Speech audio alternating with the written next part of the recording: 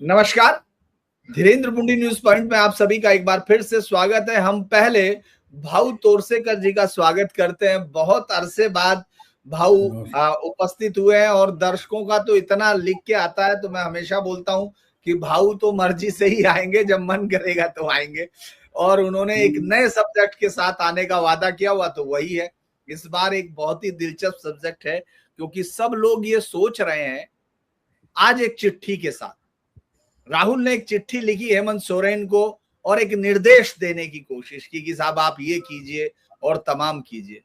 लेकिन राहुल एक साथ अगर हम देख रहे हैं, वो जो रिया अहिरे हो, या फिर यहाँ वो जो गालियां देने वाली जमात के लड़के हों, या फिर जिनको पैलेट लगी उनके नाम पर, उनको साथ ले लेके घूम रहे हैं, सब जगह घूम रहे हैं। लेकिन वो रांची नहीं जा रहे। क्यों नहीं जा रहे, ये हम भाऊ से पूछेंगे। भाऊ, लेटर तो लिख दिया गया, उससे पहले भी कह दिया, लेकिन ये जा क्यों नहीं रहे? क्योंकि इनके जाने के बाद तो मान जाएगा हेमंत सोरेन। क्या इनको डर है? ये तो हेमंत सोरेन है, इनका तो सहयोगी है, और ये तो नेता है, राष्ट्रीय नेता है, बोरा के साथ घूम रहे हैं। लेकिन वो रांची की तरफ नहीं जा रहे। रांची बस वो चिट्ठी लिख रहे हैं। रांची के छात्रों से क्यों नहीं मिल रहे हैं? यही चिल्ला रहे थे ना पूरे पार्लियामेंट का सेशन जो था, मानसून सेशन।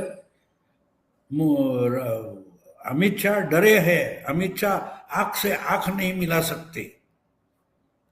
अमित शाह क्यों नहीं आ रहे? पूरा मीडिया बोल रहा है। और तो राहुल रांची क्यों नहीं जा रहे? इसका भी जवाब ढूंढो। रांची में ऐसा क्या है? राहुल रांची में क्यों नहीं जा रहे? क्योंकि वहां हेमंत सोरेन ने आग दिखाई है। यहां आओगे तो सरकार से बाहर निकाल दूंगा, क्योंकि वहां सरकार हेमंत सोरेन की है और कांग्रेस की उनको बिल्कुल जरूरत नहीं है। कांग्रेस को निकाल बाहर किया सरकार से तो भी इसकी गवर्नमेंट अच्छी तरीके से चलेगी। उसको बहुमत के लिए भी कांग्रेस की जरूरत नहीं है। और इसलिए जो मेरे सूत्र बोलते हैं, मेरी जो जानकारी है, हेमंत सोरेन ने राहुल गांधी को साफ साफ कहा है कि अगर तुम रांची में आ जाओगे, बच्चों को जो अनशन वगैरह कर रहे हैं उनके पीछे खड़े होने के लिए आ जाओगे, तो कांग्रेस को मैं सरकार से बाहर कर दूंगा। ये साफ साफ वार्निंग दी है। तो राहुल गांधी अमित शाह से डरते नहीं, लेकिन हेमंत सोरेन से डरते।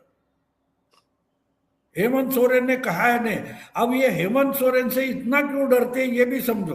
हेमंत सोरेन ने धमकी क्यों दी है वो भी समझना जरूरी है। हेमंत सोरेन का मानना है कि राहुल गांधी जिस भूमि पर पैर रखते हैं वहां की सरकार डूब जाती है, और इसलिए कुछ भी हो लेकिन राहुल गांधी रांची में और झारखंड में नहीं आना चाहिए। इस पर हेमंत सोरेन डटे हुए हैं। भाई कुछ भी करो, तुम यहां नहीं आना। यहां आओगे तो मैं कांग्रेस, वैसे तो पहले से हेमंत सोरेन गुस्से में है।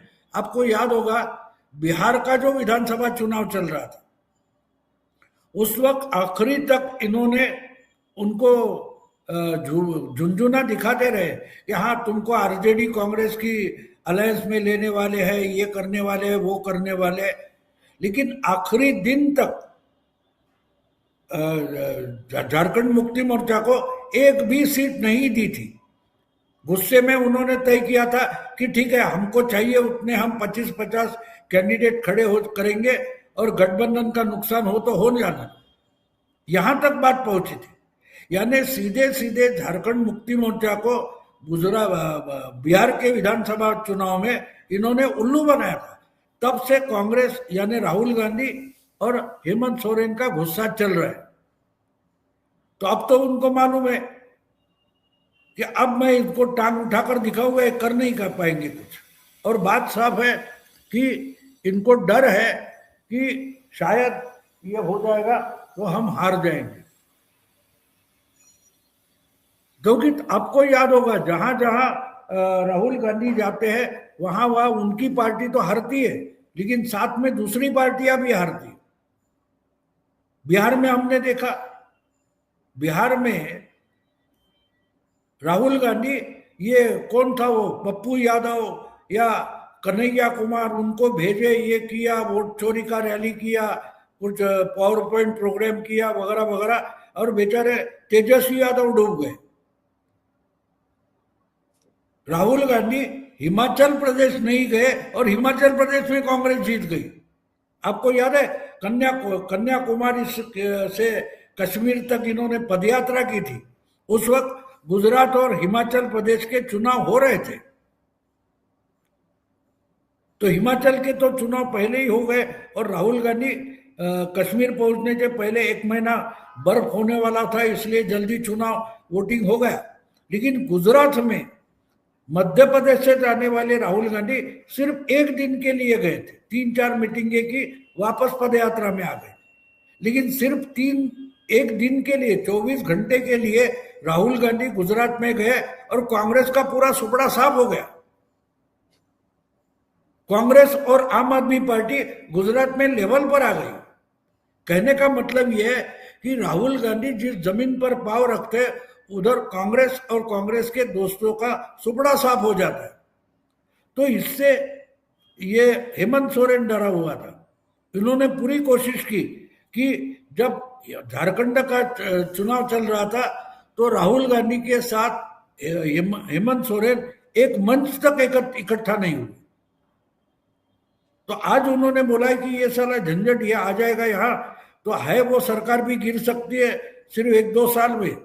तो राहुल से बचना जरूरी है, बीजेपी से बचना जरूरी नहीं है हेमंत सोरेन के लिए।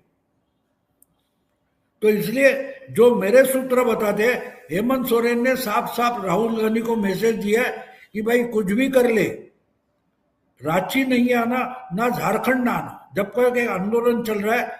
इसके बारे में बाकी बकवास जितनी करनी है करो, लेकिन झारखंड में पांव रखना नहीं। और इसलिए डरा है, ये तमिलनाडु जाएगा, ये कोटा जाएगा, ये प्रयागराज जाएगा, ये कोलकाता जाएगा, लेकिन रांची नहीं जाएगा, रांची नहीं जाएगा। आप बिल्कुल, क्योंकि हेमंत सोरेन की धमकी है। अब ये भाऊ पुणे तो जा रहा है, पुणे फिर छात्रों की गूंज में है कि मैं छात्रों की गूंज में जाऊंगा। खैर अभी वहां तो चुनाव नहीं है, लेकिन अगर आप इसको पूरा संसद से लेके इस दौरान, चूंकि हमारी आपकी बहुत दिनों बाद बात हो रही, तो आपने संसद के पूरे जंतर मंतर से लेके अगर यहाँ तक इसको देखें, राहुल गांधी जो है जिसको लग रहा है कि जीत भी हो गई है और हम जीत भी गए हैं और हमने एक बड़ी लड़ाई मार ली है, और उनके लोग गालियों के साथ जो है प्रधानमंत्री के साथ रहे, कोई 56 इंच का बंदर संसद के अंदर टाइप, ये सारी चीजें देखी। तो ये सारी राहुल गांधी की पॉलिटिक्स है। तो आपको ये लग रहा है कि पुणे गूंज ये तमाम चीजें तो कर रहे हैं, लेकिन इसका कोई इंपैक्ट इनको लीडर बनाने में भी नहीं, यानी कि हेमंत सोरेन भी इनको इस लायक नहीं मान रहा कि ये एक ऐसे नेता है जो जनता को या छात्रों को समस्या सुलझा सकते हैं। राहुल गांधी राहुल गांधी ही समस्या है। अब समस्या को सॉल्व करेगी, ये कैसे होगा? लोहे को लोहा काटता है। जब तक दूसरा राहुल गांधी नहीं आएगा तब तक ये जो राहुल गांधी नाम की समस्या है वो सॉल्व कैसे होगी? राहुल गांधी कोई समस्या सॉल्व नहीं कर सकते, क्योंकि वो खुद एक समस्या बने हैं।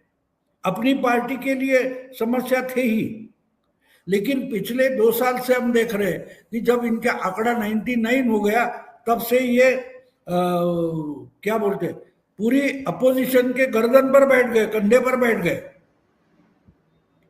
कि अकेले नहीं डूबेंगे, पूरा विपक्ष लेकर डूबेंगे।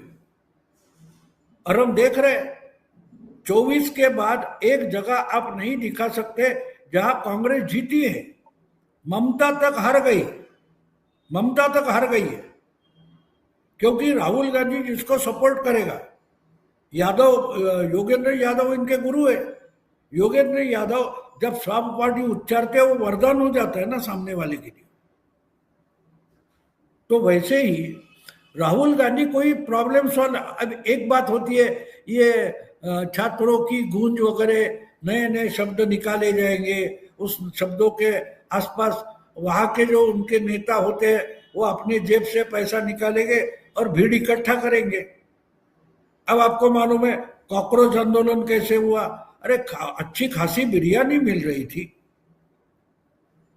कोल्ड ड्रिंक्स मिल रहे थे, समोसे गर्मा गर्म पहुंचाए जाते थे, फिर स्विगी से क्या बोलते उसको, जोमैटो वगैरह, वो फूड के पैकेट्स लेकर आ रहे थे, तो कौन नहीं जाएगा? अरे लंगर लगता है तो हर लोग, कोई भी जाता है ना। भंडारा जब लगता है उसके भंडारे के लिए इनवाइट नहीं किया जाता। तो ये भंडारे जैसा प्रोग्राम है, खाने पीने के लिए लोग आते हैं,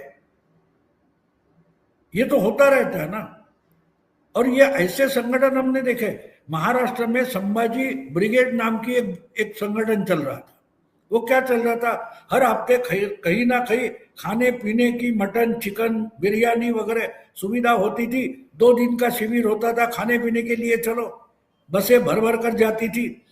अब कांग्रेस की सरकार, एनसीपी की सरकार महाराष्ट्र से जैसे ही चली गई, पैसे के लाले पड़ गए। अब संभाजी ब्रिगेड का जो उसका खर्चा उठाने वाला था वही रहा नहीं, तो संभाजी की ब्रिगेड है कहाँ? कांच लेकर ढूंढोगे तो भी नहीं मिलेगा, ग्लासेस लेकर। तो वैसी ये कॉकरोच पार्टी है। कॉकरोच पार्टी है कहाँ? सीजन 2 क्या हो गया? सीजन 2 का, सीजन 2 का क्या हुआ? प्रिजन हो गया या रीजन हो गया? कहाँ गया सीजन 2? अब एक उठता है, कही जाता है, ये दीपके नाम का जो मूर्ख है वो गया अपने गांव में, मैं हिंगोली में अपने गांव के स्कूल में गया। अरे तुम्हारे गांव के स्कूल में गए तो पहली बार इनको चला कि वहां टॉयलेट नहीं है, तो यह क्या माँ के पेट से 25 साल का बच्चा डायरेक्ट पैदा हो गया? अगर उस गांव का तू है ओरिजिनल, तो उसी गांव के स्कूल में, जिला परिषद के स्कूल में तुम गए होगे ना। तब क्या 5 स्टार टॉयलेट थे उधर, वॉशरूम? जहां दीपके बचपन में स्कूल जाता था वहां क्या पंचतारांकित 5 स्टार टॉयलेट हुआ करते थे?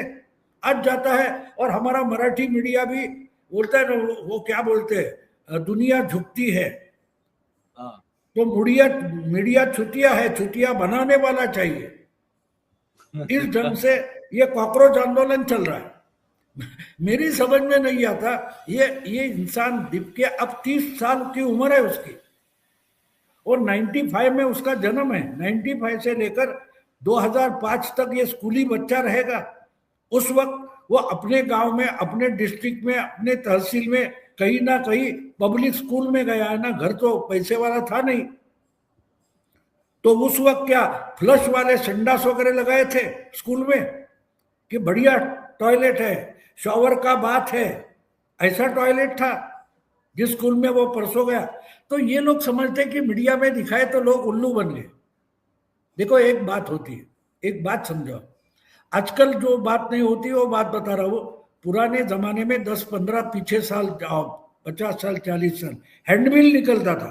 कोई दुकान वाला कोई नया दुकान खोल रहा है तो हैंडमिल नाके नाके पर बच्चे खड़े करके हैंडमिल बेचता था कि भाई यहाँ कपड़े की दुकान होगी, यहाँ केमिस्ट की दुकान खुल रही है, उसका हैंडमिल।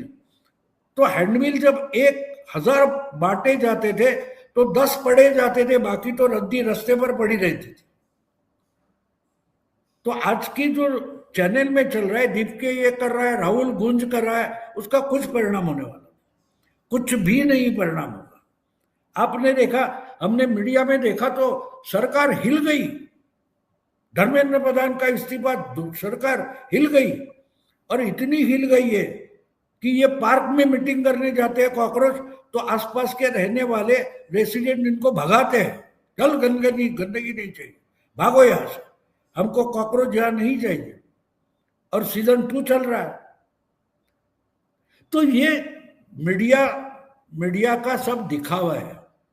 मीडिया की खबर यानी कोई आंदोलन नहीं होता या कोई उसका परिणाम नहीं होता, इसका कुछ भी परिणाम नहीं होगा।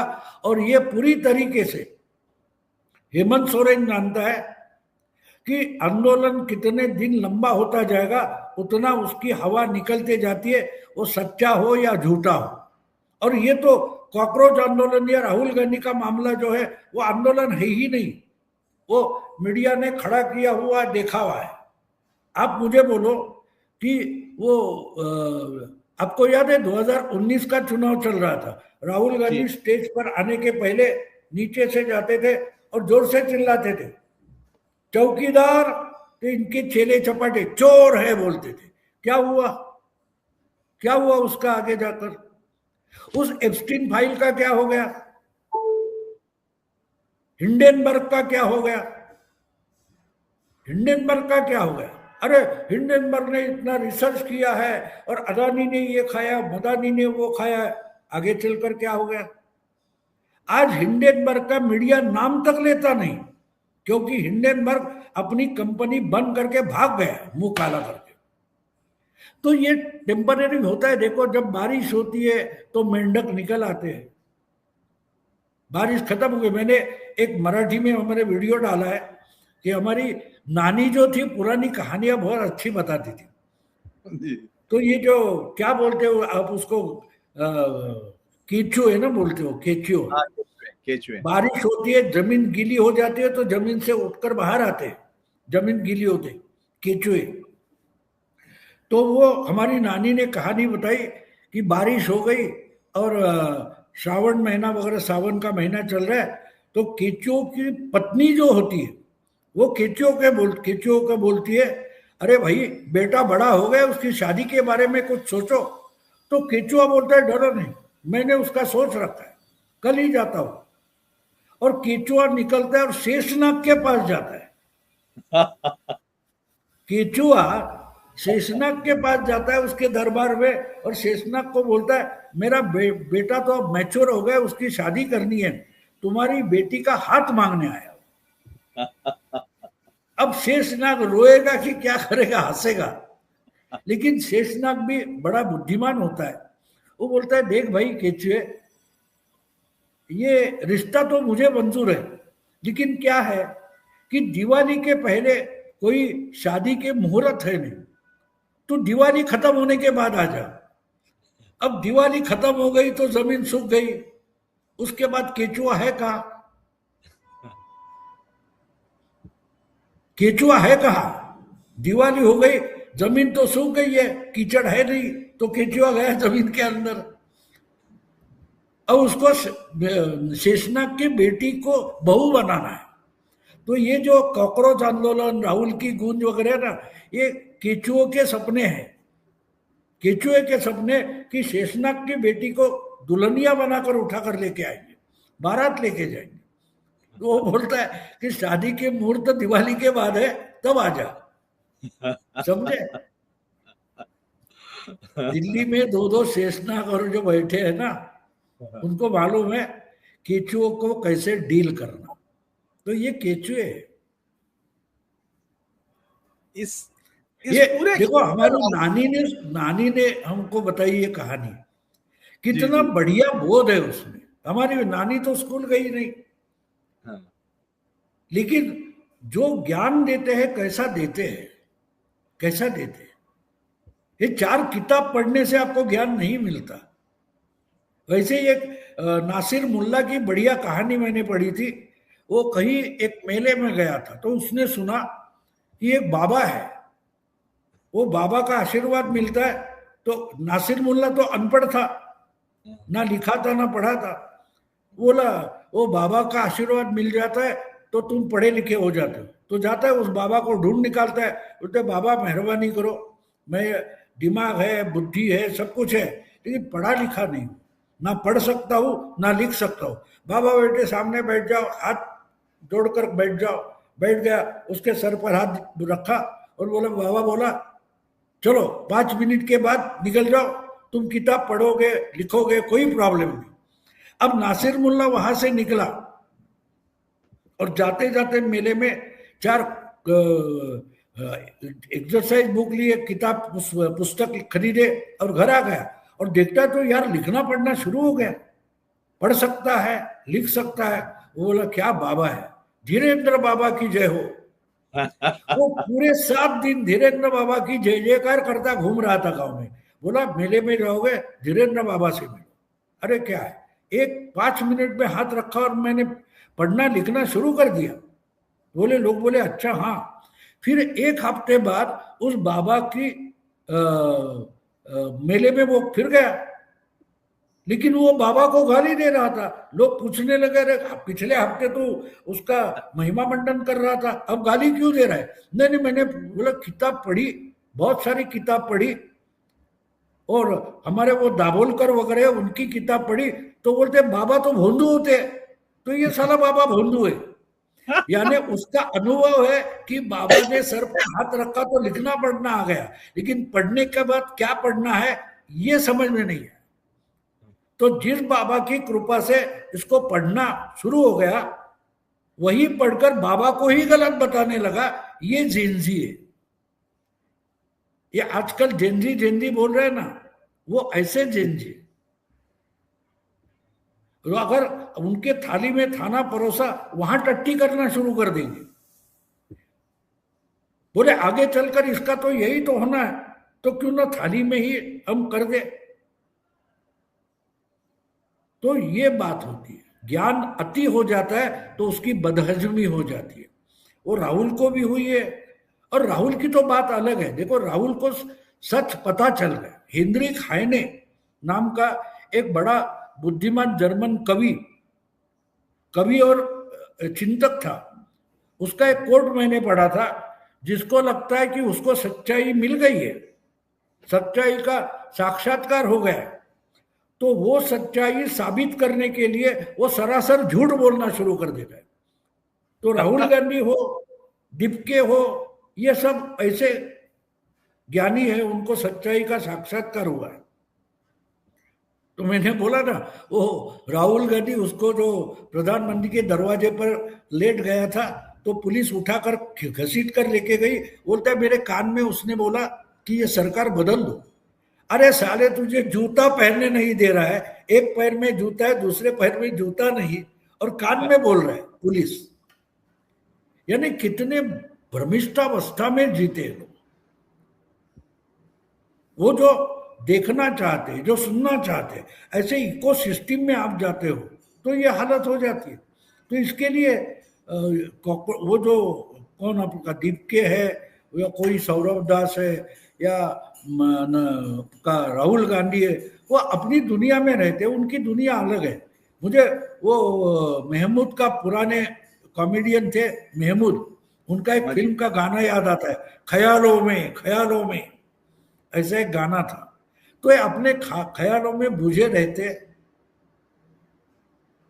तो ये जो भाऊ जिस तरह से अब ये एक माहौल क्रिएट करना चाहते हैं, चाहे लेफ्टिस्ट इकट्ठा हो गए, चाहे वो कोई भी नक्सल, चाहे सब लोगों को देखें जो कल तक चुपचाप बैठे रहते थे, जो जिनके समय में नक्सलों को हथियार रखना तो बहुत दूर की बात है, उनके सामने ये गिड़गिड़ाते थे कि हम हमसे बात कर लो, हमसे बात कर लो।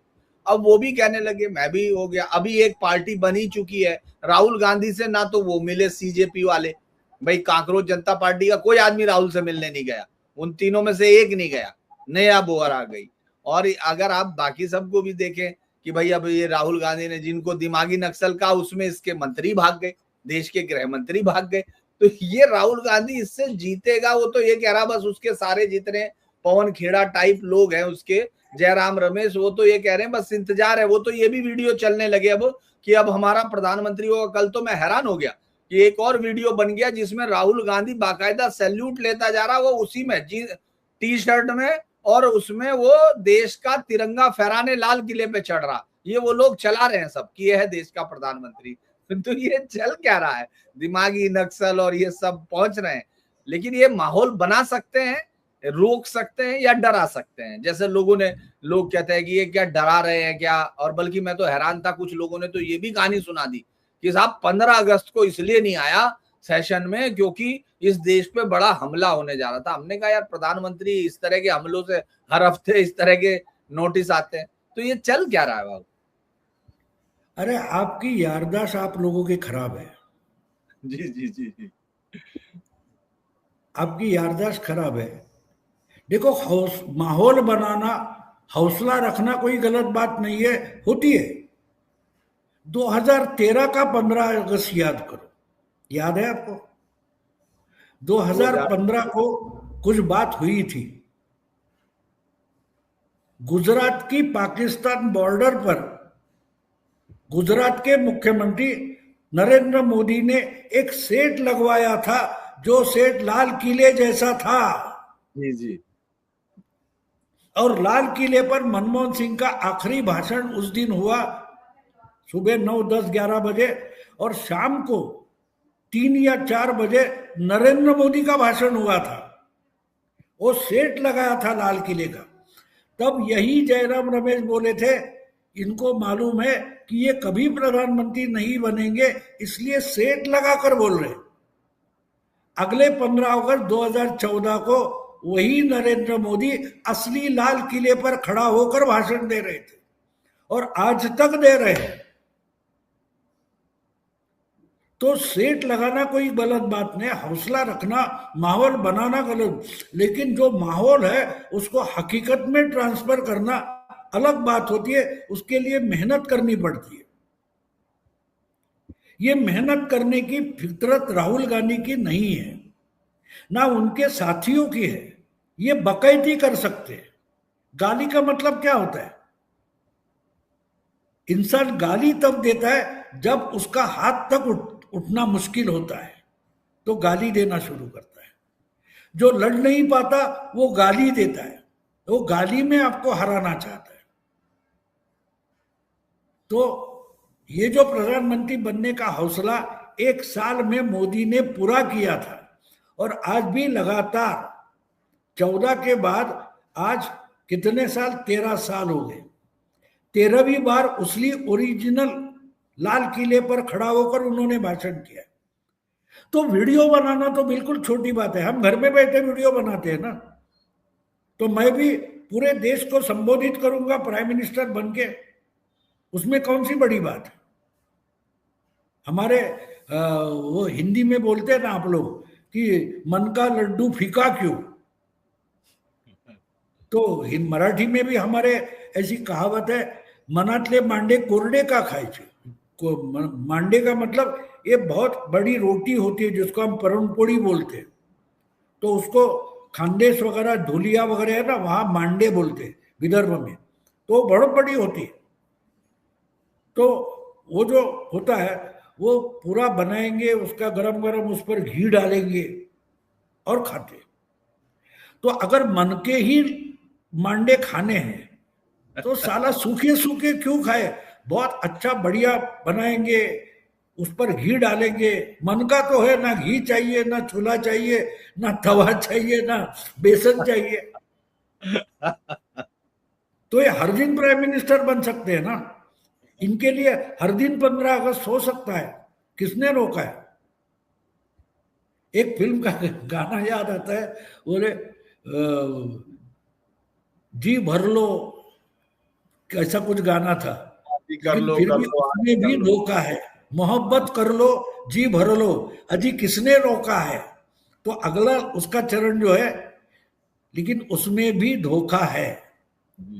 तो ये अगली लाइन सुनते नहीं, बोलते जी भर लो, मोहब्बत कर लो, करते रहो। ये अपने आप से इतनी मोहब्बत करते हैं कि दुनिया भी है, हकीकत भी है, ये भूल गए, ये सपनों में है।